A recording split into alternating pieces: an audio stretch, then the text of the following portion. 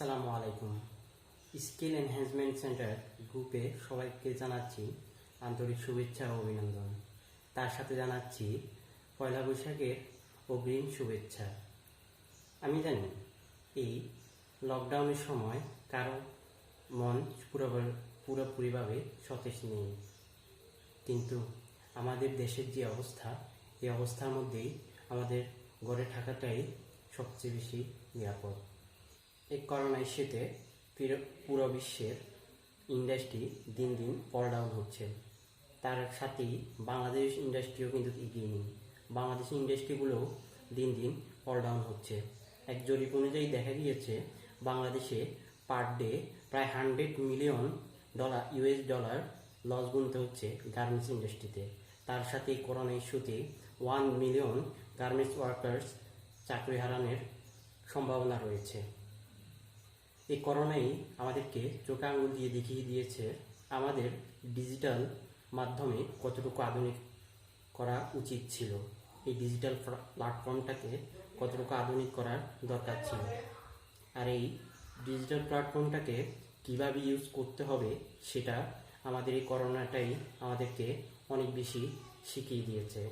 আজকে আমি কথা বলবো সেই ডিজিটাল প্ল্যাটফর্মটাকে ইউজ করে পণ্যের বা সেবার মার্কেটিং করতে পারেন।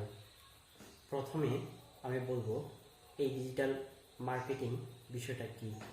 ডিজিটাল মার্কেটিং যদি এক কথায় বলতে যাই তাহলে প্রথমে বলতে হবে পণ্য বা সেবা যে কোনো মাধ্যমে মানুষের কাছে পৌঁছাতে পারেন।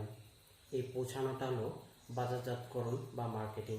সেটা যদি হয় ডিজিটাল প্ল্যাটফর্মকে ইউজ করে তাহলে সেটা হবে ডিজিটাল মার্কেটিং। তাহলে এক কথা বলি আমরা, ডিজিটাল মার্কেটিং হলো ডিজিটাল প্ল্যাটফর্মকে ব্যবহার করে আপনার পণ্য বা সেবা টার্গেট অডিয়েন্সের কাছে পৌঁছে দেওয়াই হলো ডিজিটাল মার্কেটিং। এবার আসি ডিজিটাল মার্কেটিংয়ের প্রয়োজনীয়তা। এই ডিজিটাল মার্কেটিংটা আমরা কেন ইউজ করব? ডিজিটাল মার্কেটিংটা ইউজ করার প্রথম ইম্পর্টেন্স বা গুরুত্বপূর্ণ বিষয় হলো আপনি ডিজিটাল মার্কেটিং প্ল্যাটফর্মটা ইউজ করলে আপনি একটি জায়গায় বসে পুরো বিশ্ব প্রতিটা মানুষের কাছে সেবাটাকে পৌঁছে দিতে পারবেন খুব সহজেই এবং খুব কম ইনভেস্ট করে ভালো একটা রিটার্ন নিয়ে আসতে পারবেন, যেটাকে ইংলিশে ROI, রিটার্ন অন ইনভেস্টমেন্ট, আপনি খুব সহজেই তুলে আনতে পারবেন এবং আপনার যতটুকু ইনভেস্ট করবেন তার চেয়েও বেশি একটা ক্ষুদ্র সময়ে কিন্তু নিয়ে আসতে পারবেন এই ডিজিটাল প্ল্যাটফর্মটা ইউজ করে। এটাই সবচেয়ে বেশি গুরুত্বপূর্ণ বিষয়। দ্বিতীয় বিষয় হলো এই ডিজিটাল প্ল্যাটফর্মটাকে পৃথিবীর প্রত্যেকটি মানুষ ইউজ করে। কেউ কোনো না কোনোভাবেই এই ডিজিটাল মাধ্যমে যুক্ত আছে।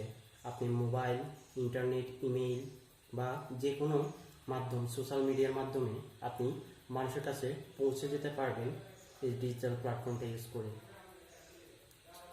সো আপনার ডিজিটাল প্ল্যাটফর্মগুলো কীভাবে ইউজ করবেন? অ্যাট ফার্স্ট আমি কিছু পলিসি বলবো।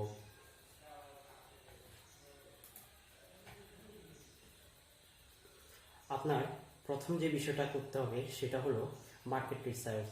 আপনাকে যে পণ্য বা সেবা নিয়ে কাজ করবেন সেটার ধরন এবং প্রকৃতি পুরো বিষয়টাকে আপনি একটা ডকুমেন্টে লিখবেন। লিখার পরে আপনি সেটা কার জন্য সবচেয়ে বেশি গুরুত্বপূর্ণ সেটা আপনাকে জানতে হবে। এই কার ডিমান্ড ওই পণ্যটা সম্পর্কে আছে সেটা আপনাকে বুঝতে হবে এবং সেটা নিয়ে আপনি মার্কেট রিসার্চ করতে হবে। তারপর মার্কেট রিসার্চের পরে আপনার পণ্য বা সেবাটি কোন জায়গায় এসে ক্রয় করবে, তার মানে একটা পেজ বা ওয়েবসাইট দরকার আপনার। তারপর আপনি ওই পেজ বা ওয়েবসাইটটাকে ইউজ করে আপনি কীভাবে মানুষের কাছে পৌঁছাবেন সেটা আপনাকে বেছে নিতে হবে। আমি আগামী ভিডিওতে দেখাবো এই মার্কেট রিসার্চটা কীভাবে করবেন এবং মার্কেট রিসার্চটার মূল ভূমিকা কী। ধন্যবাদ সবাইকে।